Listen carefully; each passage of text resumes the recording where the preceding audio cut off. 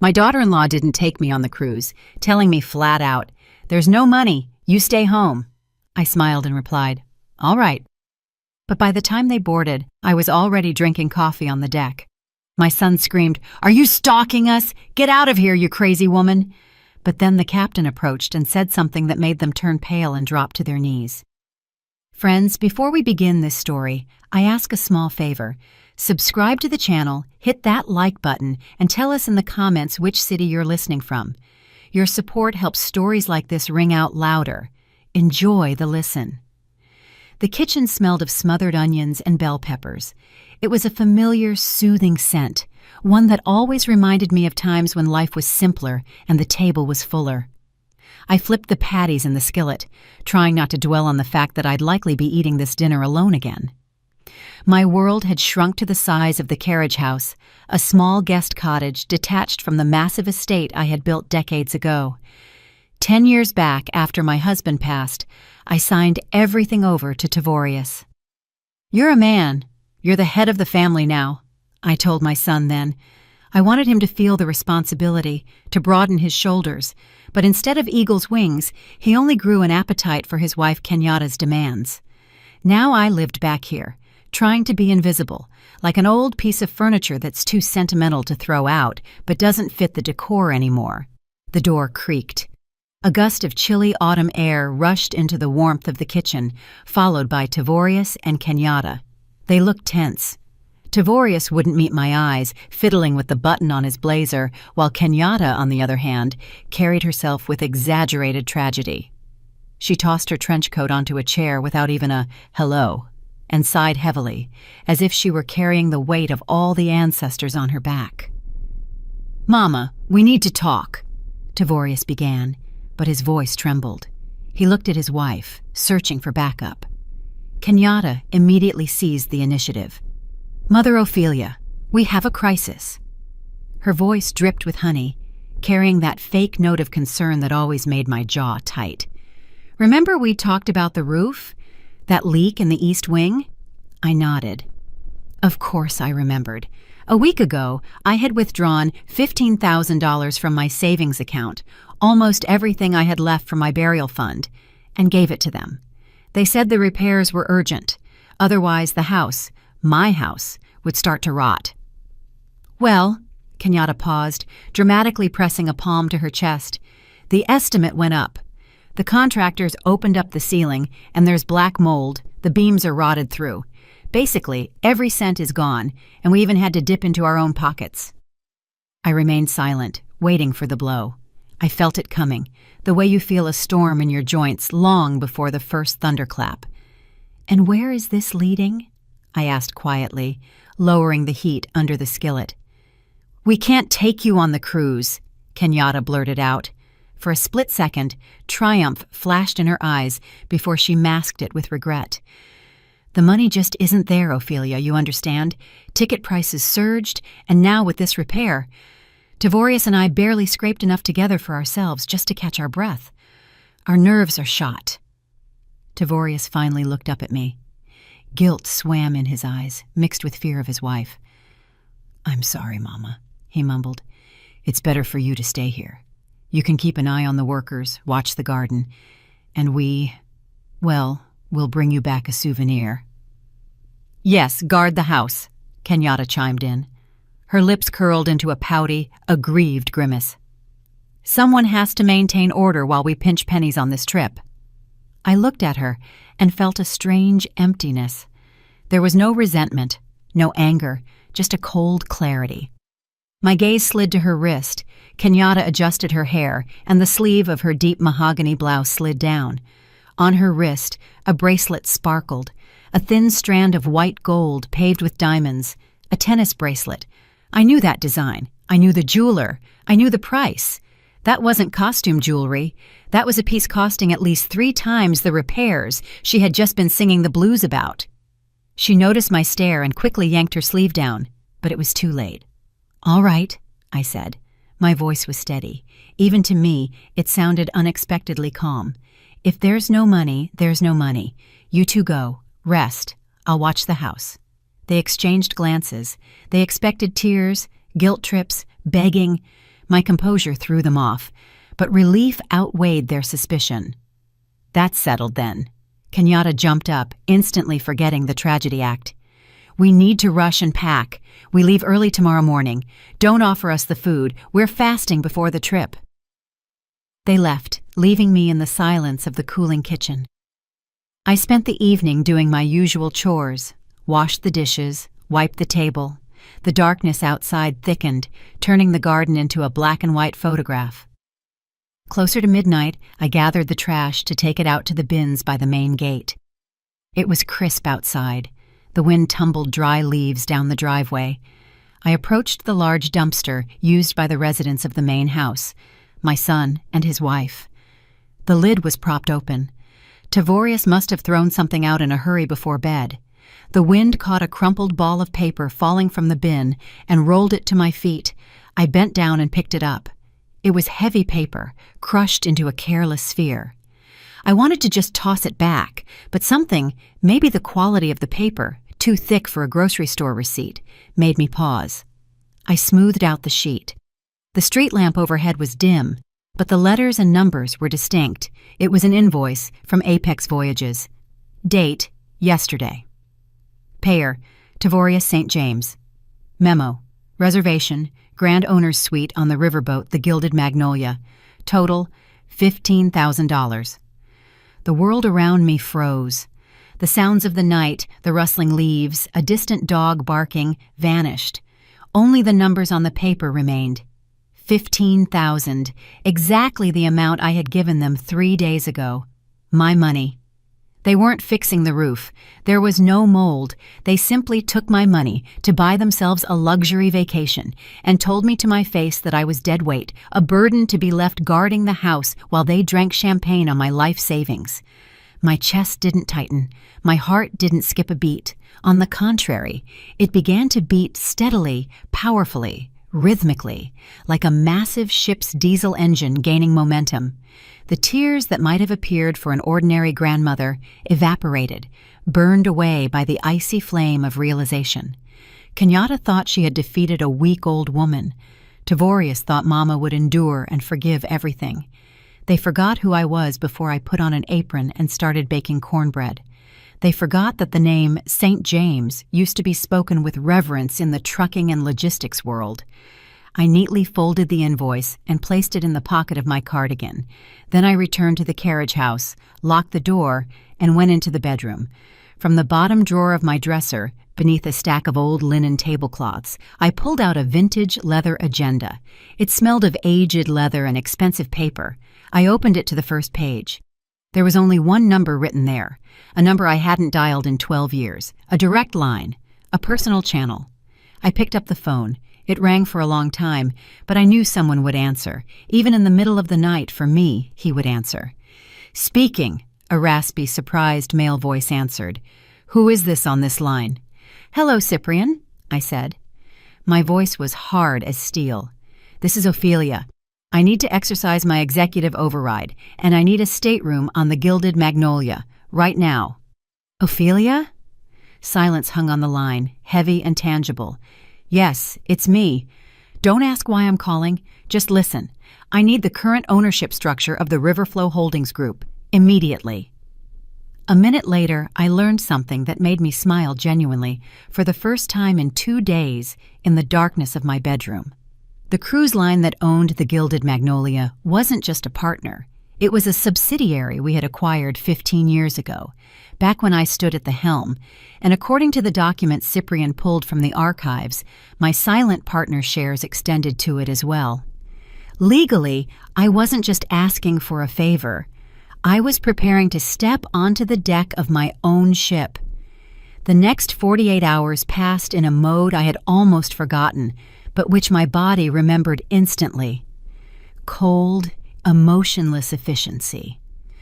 While Tavorius and Kenyatta ran around the house arguing over which suitcases to take, I waged war over the phone, locked in the bathroom with the water running for cover.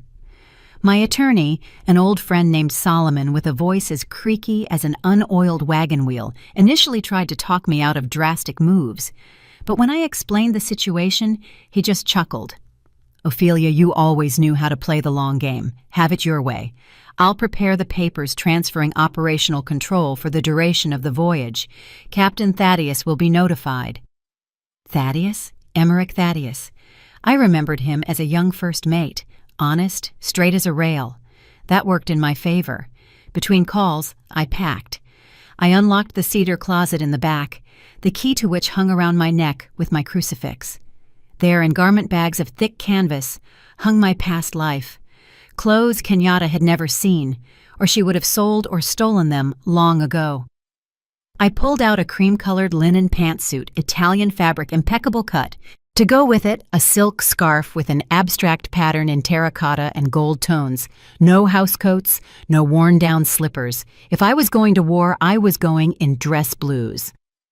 On the morning of their departure, chaos reigned in the main house. Kenyatta was screaming at Tavorius about a forgotten makeup bag. Tavorius was running around bug-eyed, trying to shove yet another duffel into the trunk of the SUV. I stepped out onto the porch in my usual gray raincoat, hiding my new attire underneath. In my hands, I held an old battered travel bag, a decoy. "Tavorius!" I called out. He flinched, nearly dropping a toiletry kit. "Mama, what now? We're running late!" he barked, wiping sweat from his forehead. "I wanted to say I won't be sitting at home," I said calmly. "I'm going to Sister Althea's place. Her sciatica is acting up. She asked for help. I'll be back in a week, just when you return." Kenyatta leaned out of the car window, already wearing dark sunglasses. "Althea? Perfect!" she threw out, not even hiding her joy. "Less electricity wasted. Leave the keys with the neighbor. All right, we're leaving. Tavorius, get in already." They didn't even hug me. Tavorius waved a hand, jumped behind the wheel, and the car peeled out toward the gate, tires screeching. I watched them go until the red taillights disappeared around the bend. "Safe travels," I whispered into the void. Exactly 30 minutes later, a black stretch sedan pulled up to my gate, gravel crunching softly. A chauffeur in a cap stepped out, opened the door for me, and bowed his head respectfully. "Mrs. St. James, we are ready. Captain Thaddeus is expecting you." I slid onto the soft leather of the back seat. The gray raincoat fell to the floor. I put on dark sunglasses, adjusted the silk scarf at my neck, and looked into the rearview mirror. Staring back was not a pensioner who could be tricked and abandoned. Staring back was the boss. The drive to the port in New Orleans took an hour. We moved fast, confidently, ignoring traffic thanks to the special pass on the windshield. When we pulled up to the river terminal, I saw exactly what I expected. The boarding line was massive. People were shoving, children were crying, someone was arguing with security. Heat, humidity, the smell of exhaust fumes. My driver didn't get in the general line. The car smoothly bypassed the crowd and headed toward a closed gate marked "Service Entrance, Authorized Personnel Only." The guard, seeing the license plate, instantly hit a button, and the barrier flew up. We drove right onto the wharf, where asphalt turned to concrete, right up to the gangway. I saw them about 50 yards away, behind a chain-link fence separating the VIP zone from the general mass. Tavorius, sweating profusely, was dragging 2 massive suitcases, trying to push through to the check-in counter. Kenyatta stood nearby, waving her hands and yelling at a porter who seemed to be ignoring her hysterics. They looked pathetic in their pretense of luxury, paid for with stolen money. The driver opened the door. I stepped onto the concrete pier. The wind from the Mississippi hit my face, humid, heavy, smelling of freedom and river silt. 2 young crew members in impeccable white uniforms immediately ran up to me. "Madam St. James?" one of them said, scooping up my small bag as if it were a royal relic. "Welcome aboard. The captain has ordered your luggage to be taken to the owner's suite immediately. Please, follow us." I adjusted my glasses, and without looking back at the fence where my son and daughter-in-law were fighting for a place in the sun, I stepped onto the gangway. They were too busy with their petty scandal to notice how the shadow of my limousine fell over their dreams. I entered the owner's suite, and the door closed silently behind me, cutting off the noise of the port. Perfect silence reigned here, broken only by the barely audible hum of the air conditioning. The space was immense. A living room with panoramic windows, a bedroom finished in mahogany, and a private exit to a secluded section of the deck. But I wasn't interested in the interiors I had approved from catalogs 10 years ago. I was interested in the large wall-mounted monitor connected to the internal security system. I pressed a button on the remote. The screen flared to life, splitting into several sectors. The camera in the deck. A corridor showed exactly what I was waiting for. Tavorius and Kenyatta were walking down the carpeted hallway, looking around like kids in a candy store. Tavorius dragged the bags, puffing but smiling, while Kenyatta floated ahead, running her fingers along the polished handrails. They stopped at the door of stateroom 404, the diamond suite, the very one I had paid for, thinking I was saving the roof of our home. They went inside. I switched the camera to the interior view. Yes, the suites had discrete cameras in the corners of the ceiling for guest safety and dispute resolution. The audio was crystal clear. "Lord have mercy, Tavorius!" Kenyatta squealed, tossing her purse onto the massive bed covered in snow-white linens. "Look at this balcony! Look at this bathroom!" She twirled around the room. Her fuchsia dress was a bright blur against the cream walls. Tavorius, wiping his sweat, flopped into an armchair and spread out in a satisfied grin. "Well, was it worth it?" he asked, looking at his wife with adoration. "You better believe it." Kenyatta ran to the table where a welcome bottle of champagne waited in an ice bucket. "Open it quick. We need to celebrate the start of our freedom." The pop of the cork sounded dry, like a gunshot, through the speakers in my cabin. Tavorius poured the sparkling wine into tall flutes. Foam spilled over the edge, dripping onto the carpet, but they didn't care. "To us," Kenyatta proclaimed, raising her glass. "And to finally breaking out of that crypt." They clinked glasses. Tavorius took a big gulp and chuckled. "Listen, I felt a little awkward when we left. Mama was just standing there with that old grocery bag." Kenyatta snorted, her face twisting into a scornful grimace. She set her glass down and hunched over, shuffling her feet, mimicking a shaky walk. Her voice changed, becoming scratchy and pitiful. A caricature of my voice, though I never spoke that way. "Oh, children, you go on. I'll stay here with the cats, guard the house, save a penny," she mumbled, and they both exploded with laughter. "Oh, I can't. She's so naive, Tavorius. No money." She swallowed it and didn't even choke. "The old heifer believes anything we say, as long as we don't bother her." "She's probably sitting there right now, drinking her empty tea and thinking, 'Poor us,'" Tavorius added, pouring himself more. "Well, it's fine. Let her guard. Fresh air is good for her, and we are royalty." I stared at the screen without blinking. In my hand was a cup of hot coffee, and it wasn't trembling. I felt no pain, only disgust, as if watching roaches that had gotten into the sugar bowl. They felt untouchable. They thought the world belonged to them. "All right, enough about sad things." Kenyatta downed her champagne in one gulp. "Let's go. I want to see the restaurant. They say the chef is from France, and we need to put the staff in their place immediately. Otherwise, they like to slack off with tourists." They left the cabin, slamming the door. I saw in the hallway how Kenyatta snapped her fingers under the nose of a passing maid, demanding she move her cart out of the way. I picked up the internal phone and dialed a short number. "Captain?" I said. "Yes, Madam St. James." Emmerich's voice was crisp, military. "The guests from 404 have left the cabin. Initiate Phase 2. Pack their things neatly, but without extra reverence, and block their key cards." "It will be done. The keys for the new assignment are ready." I leaned back in my chair. The show was starting. An hour passed. The sun began to dip toward sunset, painting the Mississippi waters in gold. The gilded magnolia blew its horn and smoothly departed from the wharf. Tavorius and Kenyatta were, judging by the cameras, terrorizing a bartender on the middle deck, demanding he remake cocktails that, in their opinion, had too much ice. When they returned, flushed and pleased with themselves, to the doors of their suite to dress for dinner, I turned the sound back on. Tavorius casually tapped his card against the lock. The indicator blinked red.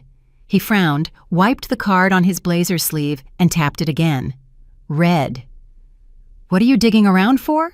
Kenyatta asked impatiently. "I need to use the bathroom." "Yeah, it demagnetized or something," Tavorius grumbled, starting to get nervous. He jerked the handle. The door was locked tight. At that moment, a senior steward, a young man with perfect posture and a stone face, appeared from around the corner as if by accident. "Problems, folks?" "Your stupid card isn't working," Kenyatta barked. "Open the door for us immediately. Our things are in there." The steward smiled politely, but his eyes remained cold. He pulled out a tablet, checked the data, and shook his head. "I apologize, Mrs. St. James. There was an administrative error during booking. You see, this suite is reserved under a priority shareholder list. An asset reallocation occurred." "What?" Tavorius's eyes bugged out. "What assets? We paid $15,000. This is our cabin." "Unfortunately, the system annulled your stay in this category," the steward continued unflappably. "Your belongings have already been transferred to a stateroom corresponding to your current status of confirmed loyalty." He handed Tavorius 2 ordinary mechanical keys with heavy brass tags. Stamped on them was the number 012. "Where is that?" Kenyatta asked suspiciously, not taking the key. "Lower deck, ma'am. Stern sector. Next to the engineering block." "Are you kidding?" she screeched so loud the echo bounced down the corridor. "In the bilge? You want to shove us in the bilge? I will complain. Where is the manager? Where is the captain?" "The administration office is located on the sun deck in the VIP zone," the steward replied calmly, pointing to the stairs. "But I'm afraid the decision is final." Kenyatta snatched the keys from the steward's hand and threw them at Tavorius. "Let's go," she hissed, grabbing her husband by the elbow. "We are going to tear this 2-bit operation apart. I will sue them. They will be crawling on their knees."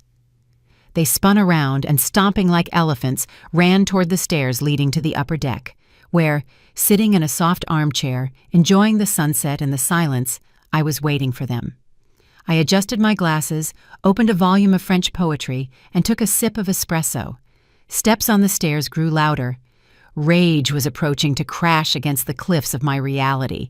The door to the VIP sun deck flew open with such force it sounded like it was breached by a battering ram.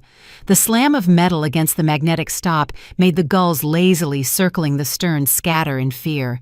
I didn't even flinch, just carefully turned a page, enjoying the rustle of thick paper, and brought the porcelain cup to my lips.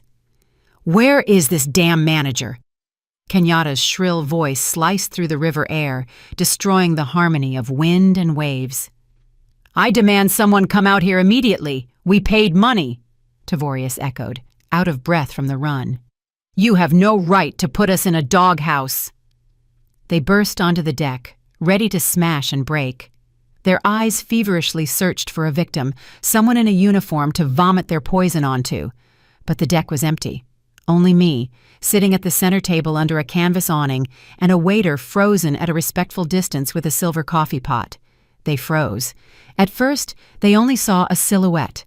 A woman in an impeccable white linen suit, a wide-brimmed hat, and huge dark glasses hiding half her face. A woman radiating peace and that specific lazy confidence that only comes from very old money. Kenyatta took a step forward, opening her mouth to keep screaming, but the words stuck in her throat. She squinted. I slowly removed my glasses and looked at them. The silence hanging over the deck was louder than any scream. Mama? Tavorius exhaled. His face stretched, his jaw dropped, making him look like a foolish fish thrown onto the bank. Kenyatta paled, then turned red, spots of anger blooming on her neck. "You?" she shrieked, and in that sound there was as much disbelief as rage. "What are you doing here?" I neatly placed the glasses on the table next to the book and checked my watch. "Drinking coffee, Kenyatta, and enjoying the view, until you came and ruined it with your shouting." Tavorius stepped toward me, clenching his fists. His fear shifted to aggression, the defensive reaction of a weak man backed into a corner by his own delusions. "Are you stalking us?" he yelled, spitting slightly. "Have you completely lost your mind, old woman? Get out of here, you crazy stalker. How did you even get here? On whose dime?" "It's our money." The realization hit Kenyatta. She flew to the table. Her eyes burned with a fanatical gleam. "You stole our money. You didn't pay for the repair. You bought a ticket to ruin our vacation." "It was my money, Kenyatta," I replied calmly, not raising my voice. "The money I saved for years, which you two stole from me under the guise of rotten beams." "You witch!" Kenyatta lost the remnants of her self-control. She lunged across the table, trying to grab me by the lapel of my jacket to shake me out of the chair. "Get out of here! Security! Throw this pauper out!" Her fingers with long, sharp nails almost touched the fabric of my suit when a voice, like a ship's horn, shook the air. "Remove your hands!" It wasn't a shout. It was a command given in a tone that allowed no second of delay. Kenyatta recoiled as if shocked by electricity. Tavorius tucked his head into his shoulders. From the doors of the bridge, Captain Emmerich Thaddeus emerged. In his dress uniform, with gold stripes on the sleeves and a peaked cap, he looked like a cliff face. Behind him stood two burly security officers. Thaddeus walked past the frozen Tavorius without even looking at him and stood between me and Kenyatta. His shadow covered my daughter-in-law completely. "Remove your hands from the owner of this vessel," he rumbled, looking down at Kenyatta with undisguised contempt. Tavorius blinked, trying to digest what he heard. "Owner?" he repeated, his voice cracking. He giggled nervously, pointing a finger at me. "Captain, you're mistaken. This is my mother. She's a pensioner. She lives in a guest cottage. She only has money for sweet tea."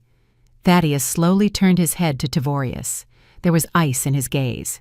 "Mr. St. James," he pronounced in a frosty tone, "allow me to enlighten you. Madame Ophelia St. James is the holder of the controlling interest in Riverflow Holdings. She owns this shipping company, that port back there, and this riverboat, from keel to stack." Tavorius swayed. He looked at me, then at the captain, then back at me. In his eyes, a world was collapsing. The world where he was smart and cunning, and I was old and foolish. "That can't be," Kenyatta whispered, grabbing the back of an empty chair to stay upright. "She has nothing. She gave everything to us." "Technically," Thaddeus continued, ruthlessly finishing them off, "you are currently not at a resort. You are in Madame Ophelia's living room, and judging by your behavior, you are uninvited guests who have also committed an act of aggression and trespassing in a private zone." I watched as the meaning of his words sank in. Not just the wealth, but the fact that they had stolen 15,000 from a person who controlled millions. They stole loose change from a dragon they thought was a lizard. "Mama!" Tavorius wheezed. His legs gave out. He didn't sit. He collapsed. His knees hit the teak decking with a dull thud. Kenyatta slumped next to him. Her mouth opened and closed like a fish, but no sound came out. Their arrogance, their superiority, it all evaporated, leaving only animal terror before the woman who continued to calmly stir her coffee with a little spoon. "Emmerich," I said quietly, not looking at the cowering couple. "The coffee is getting cold. Sit down. We need to discuss the route." "Take them out of my sight," I threw out quietly, returning to my cup. Security lifted them by their arms like sandbags. Tavorius was still mumbling something. His feet dragged along the deck, while Kenyatta, conversely, had gone numb, turning into a statue of horror and bewilderment. They weren't kicked off the ship. Not yet. Emmerich knew my intentions without words. For them, a special torture was prepared, uncertainty in a confined space. They were taken to cabin 012. I knew that cabin. It was directly above the propeller shaft. There were no portholes, and the vibration from the engine was such that a glass of water on the nightstand constantly walked across the surface. The perfect place for reflection. All day, I didn't make a sound. I let them stew in their own juices, in fear and conjecture. I imagined Kenyatta pacing from wall to wall in that tight box, hissing at Tavorius, trying to come up with an excuse. "It was a loan. We just borrowed it. We would have paid it back. She's a mother. She'll forgive. Surely, she kept repeating. They hoped that my maternal heart, which they had trampled for so many years, would show weakness again. By 8:00 p.m., I sent a steward to them. He delivered an envelope of thick cream paper with gold embossing, an invitation to dinner, private dining room, the Romanoff. 8:30 p.m. I arrived early. The room was small, intimate, designed for high-level business negotiations. Walls paneled in oak, dim sconce lighting, heavy velvet drapes the color of dark emerald. I sat at the head of the table. Before me was a dish of baked trout and a glass of dry Riesling. Exactly at 8:30, the doors opened. They walked in hesitantly. Kenyatta had managed to change into a black cocktail dress. Apparently, she decided a mournful look would score pity points. Tavorius was in the same blazer, crumpled and pathetic. They looked like schoolchildren called to the principal's office, but hope still flickered in their eyes. Hope that I had played boss, and now we would make up. "Mama," Tavorius began, taking a cautious step toward the table. "We are so glad that we can talk calmly. Sit." I pointed to the 2 chairs opposite me. They sat. Kenyatta immediately pasted a smile on her face, though the corners of her lips trembled. "Mother Ophelia," she cooed, nervously tearing at a napkin. "What a terrible misunderstanding today. We were so shocked. You understand, nerves, this renovation. We just wanted what was best. We just didn't want to worry you with our problems." I continued silently cutting a piece of fish. The clink of silverware against porcelain was the only sound in the room. They waited for menus, waited for waiters, waited for wine, but the table before them was empty. No forks, no glasses, only polished wood and a thick gray cardboard folder lying in the center. "Where is—" Tavorius looked around in confusion. "You will not be served dinner." I put down my fork, dabbed my lips with a napkin, and looked at my son. There was no warmth in that look, only fatigue. "Have you eaten, Tavorius? You've been eating at my expense for the last 5 years. I think you're full to the throat." "What are you talking about?" He tried to feign misunderstanding, but his eyes darted to the folder. I reached out and slowly, with a quiet scrape, pushed the folder toward them across the table. "Open it." Tavorius flipped the cover with trembling fingers. Kenyatta craned her neck, peering at the papers. The first page was a spreadsheet. Numbers, columns, dates, red marker notes. "That is not a cruise bill," I said, taking a sip of wine. "That is a forensic accounting audit. A full audit of my personal accounts and the accounts I gave you access to via power of attorney." Tavorius paled until he blended with the tablecloth. Kenyatta swallowed convulsively. "Did you think I didn't notice?" My voice was quiet, but every word fell like a stone. "Receipt for hypertension medication, $400, but withdrawn from the card, $1,500. Mama, prices went up, the pharmacy is expensive." But in reality, the difference went to Kenyatta's manicures. I turned the page in my memory, knowing the document by heart. "Groceries. You brought me a bag of grits and milk, but wrote off $1,000 a week as helping Mama. You even paid for gas for your SUV with my pension card." "Tavorius, it's a mistake," my son wheezed, but didn't dare raise his eyes. "And now the roof repair," I continued ruthlessly. $15,000, the climax of your greed. You didn't just steal that money. You stole it while looking me in the eye and telling fairy tales about rotten beams. You stole it knowing it was my last savings for a rainy day." "Ophelia, listen!" Kenyatta shrieked, realizing the earth was sliding from under her feet. "It was a loan! We wanted to return it! Tavorius is having trouble at work. We just—" "Enough!" I slammed my palm on the table. The sound was sharp and short. They flinched. "I wasn't senile, Tavorius," I said very softly, and that softness terrified them more than screaming. "I was patient. I hoped your conscience would wake up, that you would remember who bought you that house you live in, who paid for your education. I waited for you to be satisfied, but you are insatiable." I closed my eyes for a second, saying goodbye to the illusion of family I had tried to preserve. My patience ended yesterday when I found that invoice in the trash can. I nodded at the folder. Check the last page. Bank notification. An hour ago, I revoked all powers of attorney. Your cards linked to my accounts are blocked. Joint accounts are frozen pending the investigation into embezzlement. Embezzlement? Tavorius looked up at me, eyes full of horror. Mama, you're pressing charges? Your personal cards are currently overdrawn, I continued, ignoring his question. Credit limits annulled by my order as the owner of the partner bank. You don't have a dime, not even for a bottle of water. Kenyatta jumped up, knocking over her chair. You can't do this. We are your family. We are here in the middle of the river. How will we live? How would you live without me? I answered calmly, humbly and quietly. I pressed the button to summon the staff. Dinner is concluded. You are dismissed. Go to your cabin. You need to sleep. Tomorrow will be a hard day for you. The doors opened, and the figure of the head of security appeared in the frame. Tavorius and Kenyatta, hunching over, dragged themselves to the exit, clutching the folder of evidence of their shame to their chests. They walked into the darkness of the lower decks, and I remained in the light of the lamps, alone, with cold fish and the bitter taste of victory, which tasted like ash. The morning of the next day met me with thick, milky fog rolling over the water.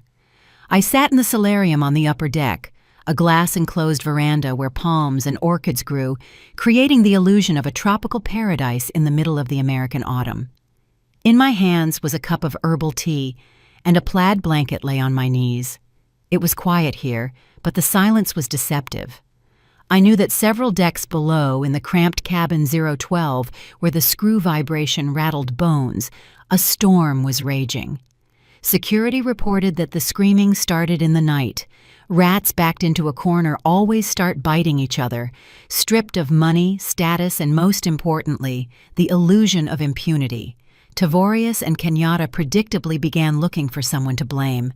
And of course, each saw the other as the culprit. The door to the solarium creaked softly. I didn't turn around, continuing to watch the prow of the riverboat slice through the gray sheet of water. Mother Ophelia. The voice was quiet, trembling, soaked with tears. I slowly placed the cup on the saucer. The clink of china sounded unnaturally loud. Turning my head, I saw Kenyatta. She looked different. The haughty posture was gone. The predatory glint in her eyes vanished. She wore a simple black dress. Her hair was messily gathered in a bun, and her face was untouched by makeup, which only highlighted her red, swollen eyes.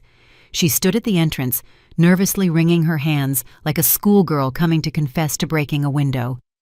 "May I?" she whispered. I gestured to the wicker chair opposite. "Sit, Kenyatta."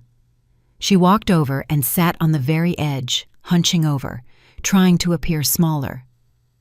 "I couldn't sleep," she began, and a single tear rolled down her cheek. "Tavorius, he went off the rails. He was screaming, blaming me for everything." She sobbed, covering her face with her palms.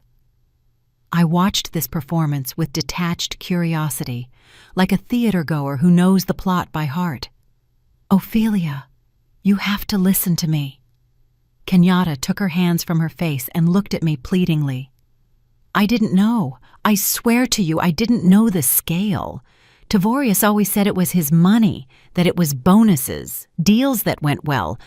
I believed him. He's the man, the provider. How was I supposed to know that he was stealing from his own mother?" She leaned forward, trying to catch my eye. "I'm a victim too, you understand. He used me. He forced me to live high on the hog to maintain his image. Buy this, wear that, we have to fit in. I just wanted to be a good wife, and now you think I'm a monster." Her voice broke into a whisper. "I love you, Mama. I always wanted us to be a real family. But Tavorius, he turned me against you. He said nasty things. He walled us off. He came up with the roof story. I told him, we can't take Mama's last dime. And he laughed and said you wouldn't understand anyway." I silently picked up the teapot and poured her a cup. Steam rose up, smelling of herbs and lies. "Drink," I said evenly. Your throat is dry from so many words." Kenyatta grabbed the cup with both hands, like a drowning woman grabbing a straw. "Thank you. You are a saint, Ophelia. I don't deserve your kindness. I just want you to know I'm leaving him. As soon as we get back, I'm filing for divorce. I can't live with a thief and a liar. I'll work. I'll pay back every penny. Just please don't throw me out of your life. Give me a chance to make amends."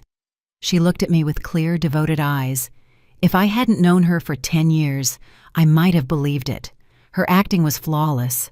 The perfect victim of a tyrant husband, seeing the light and repenting. I took a sip of my tea, feeling the warmth spread inside. "You are very convincing, Kenyatta," I said thoughtfully. "Almost talented. Tavorius really is weak. He's a follower, clay in someone else's hands." Kenyatta's face brightened.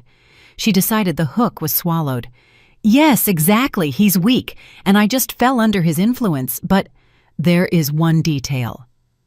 I put the cup on the table and picked up the tablet lying next to a bowl of cookies. "This vessel has very modern security systems, especially in the lower compartments where the engine rooms and crew quarters are, where you are currently living." Kenyatta froze. The smile of hope began to slowly slide off her face, exposing fear. "Due to engine noise and insurance requirements," I continued in a lecturing tone, swiping my finger across the screen, "audio recording runs 24/7 in those cabins, in case of emergencies or passenger conflicts." I pressed a file icon. The silence of the winter garden was torn by a sharp, hysterical voice, Kenyatta's voice, but not the one sitting in front of me now, the real one. The recording was made late last night. "You idiot, Tavorius, you spineless jellyfish! You couldn't even lie properly," thundered from the tablet speakers. Then my son's voice was heard, pitiful and defensive. "Kenyatta, keep it down. They might hear us." "I don't give a damn," Kenyatta screamed on the recording. "Let them hear. As soon as we get off on shore, I'm finding lawyers. We're declaring her incompetent. She clearly has senile dementia if she thinks she's some business tycoon. We'll dump that old cow in a state facility, the cheapest one, where they'll break her quickly. And we'll sell the house. I am not losing my money because you're afraid of Mommy." I hit pause. The last words, "old cow," hung in the air, reflecting off the glass walls of the greenhouse. Kenyatta turned white. The blood drained from her face so rapidly, she looked like she was about to faint. Her mouth opened, but she couldn't make a sound. All her words about love, sacrifice, and monster Tavorius crumbled to dust in a second. I looked at her without anger, only with infinite fatigue. "Nursing home?" I asked quietly. "State-run? The cheapest one?" Kenyatta started shaking her head, backing away along with the chair. The chair legs screeched against the floor. That was emotions. I didn't mean it. You never wanted a mother-in-law, Kenyatta," I interrupted her, closing the tablet cover. "You didn't want a family. You wanted a sponsor. You only saw me as a wallet on legs that for some reason was living too long." I stood up. Kenyatta pressed herself into the chair as if expecting a blow. "Sponsorship canceled," I declared. "Go to your husband. Enjoy each other's company. You don't have much time left until arrival." I turned and walked to the window, making it clear the audience was over. Behind my back, I heard heavy breathing, a sob, and then hurried, shuffling steps of a person fleeing. Outside the glass, golden forests floated by, but I only saw the reflection of my own face, stern, calm, and finally, free. No more than an hour after the conversation in the solarium, the silence of my private library was broken by the noise of a struggle and heavy breathing. I was sitting in a deep leather armchair, reviewing cargo reports for the last quarter, when the doors flew open, nearly flying off their hinges. A strange procession appeared in the doorway. In front, literally dragging a man in a white coat by the sleeve, rushed Kenyatta. Her face, recently tear-stained and pitiful, was now twisted in a grimace of insane determination. Behind her, stumbling and looking around wildly, scurried Tavorius. "Here, doctor! Faster!" Kenyatta shrieked, yanking the doctor so hard the poor man's coat nearly ripped. "She's here. She's dangerous to herself and others." The ship's doctor, a man in his 50s with a gray beard and tired eyes, tried to free his arm, but my daughter-in-law's grip was iron. "Ma'am, calm down," he tried to appeal to her reason. "You cannot burst into the VIP zone like this." "You don't understand," Tavorius interrupted him, gasping for air. He ran toward me but stopped a few feet away, as if afraid I would bite. "She has acute psychosis. She's delirious. She claims she owns this ship." Kenyatta pointed a finger at me. Her nail with chipped polish trembled. "Look at her, sitting like a queen, shuffling papers. She has dementia, doctor. Progressive paranoia with delusions of grandeur. She stole our money, locked us in the bilge. She made up some river flow holdings. Inject her with something. A sedative, haloperidol, anything to make her stop spouting this nonsense." I slowly removed my reading glasses and placed them on top of the report. Their plan was transparent as glass and just as fragile. If they couldn't persuade me and couldn't intimidate me, one path remained: declare me incompetent. If a doctor documented acute psychosis and delirium, they, as next of kin, would get temporary guardianship. And that meant access to accounts, signature rights, control over the crazy old woman. It was their last bet, all in. "Doctor, I demand you document her condition," Kenyatta continued screaming, spitting saliva. "We need a medical report for guardianship. We have to save her assets before she gives them away in a fit of madness. She doesn't understand where she is." The doctor finally yanked his sleeve from Kenyatta's clutching fingers. He adjusted his coat, straightened the stethoscope around his neck, and took a step forward. Tavorius looked at him with hope. "Come on, doctor. Ask her. Ask her whose ship this is. You'll see for yourself." The doctor sighed heavily, took off his thin-rimmed glasses, and wiped them with a handkerchief he pulled from his pocket. Then he raised his eyes to me. Dancing in those eyes were sparks of amusement he was unsuccessfully trying to hide behind a professional mask. "Good afternoon, Madam St. James," he said in a soft, calm voice. "How is your blood pressure today?" "The morning pill helped." Ringing silence fell in the room. Kenyatta froze with her mouth open. Tavorius blinked as if slapped by an invisible hand. "Good afternoon, Dr. Beauchamp," I replied, smiling with the corners of my lips. "Thank you. Pressure is normal. 120/80. The river air works wonders. Shame some passengers make too much noise." "Dr. Beauchamp?" Tavorius stammered. You know each other?" The doctor turned to them.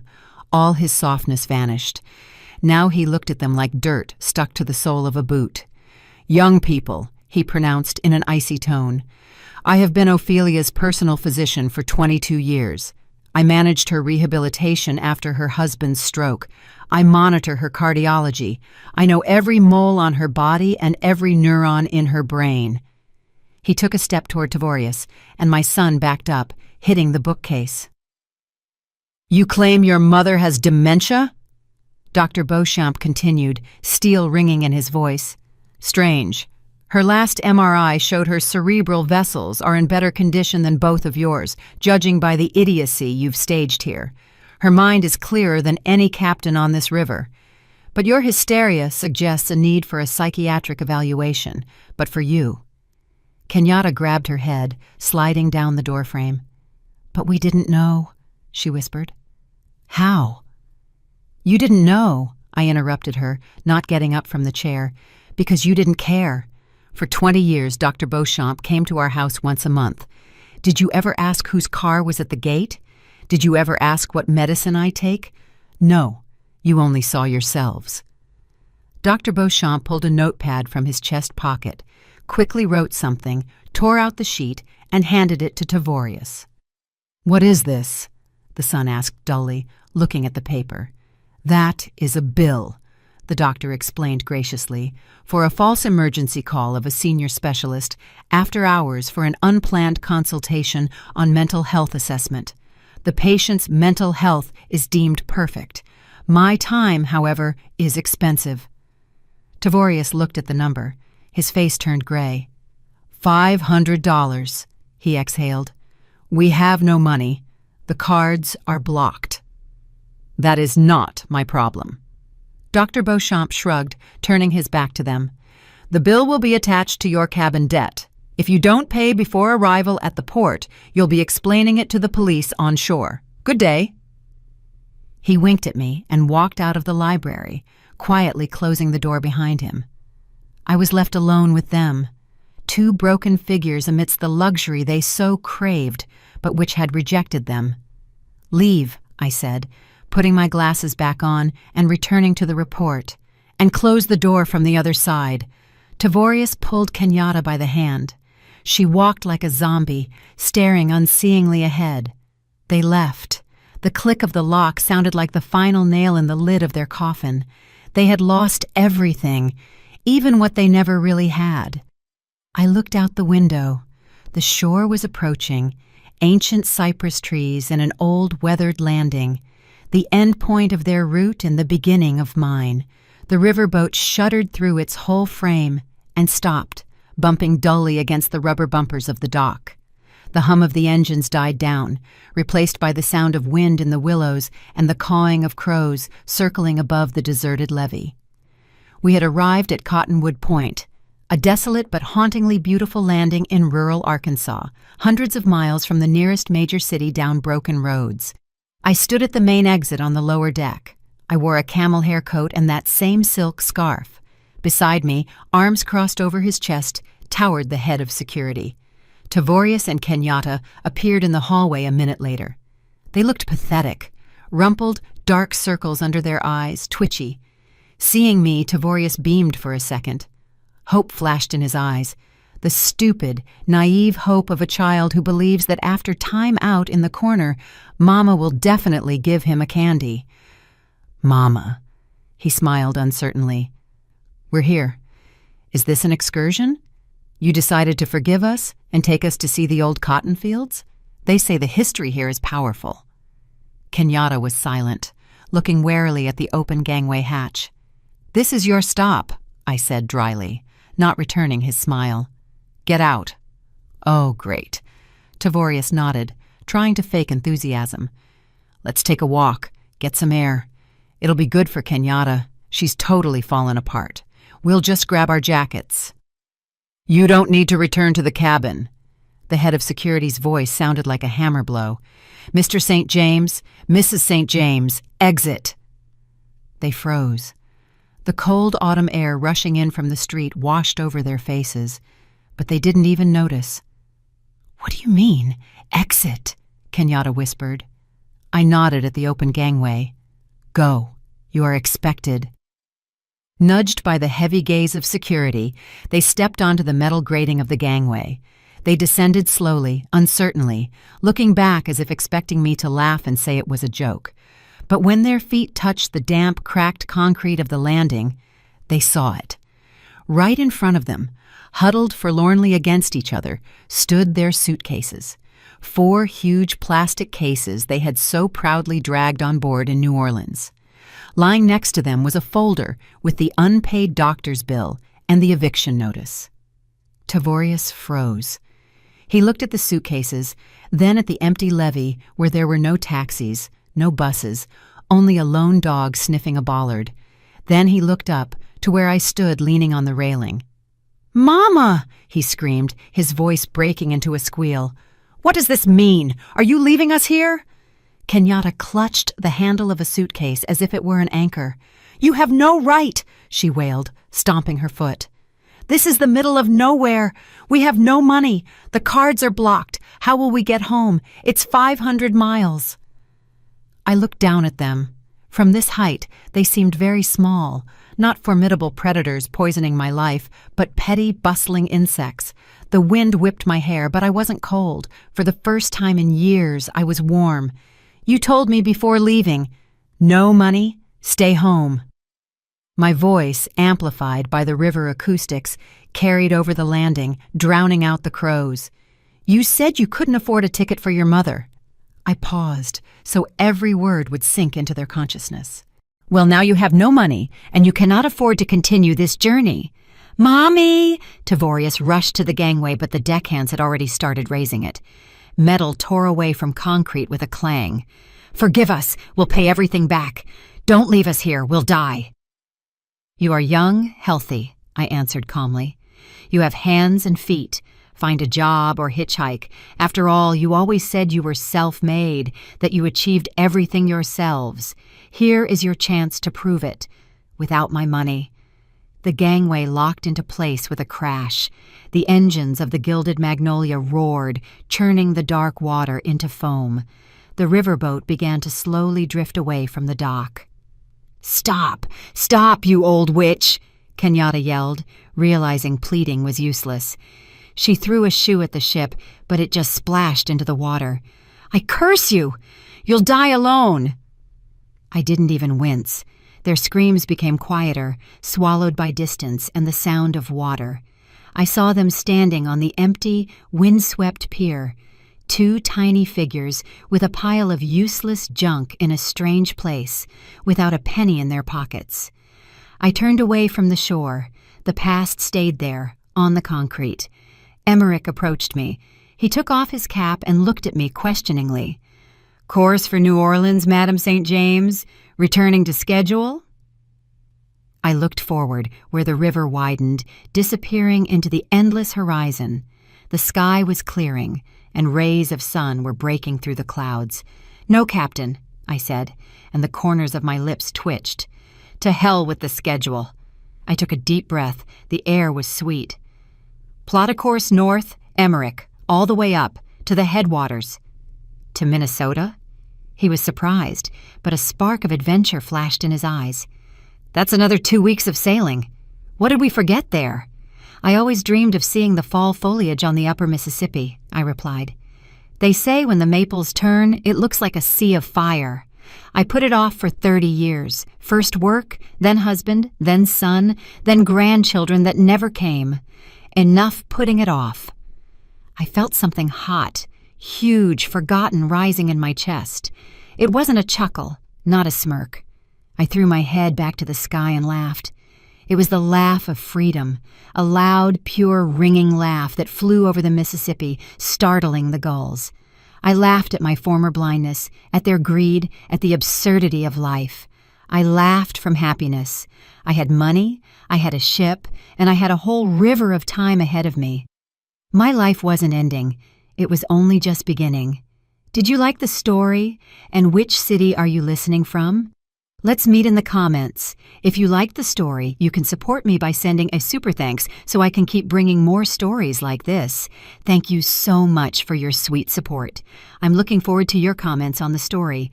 On the screen, you can see 2 new life stories that I highly recommend. There's so much more on my channel. Don't forget to subscribe.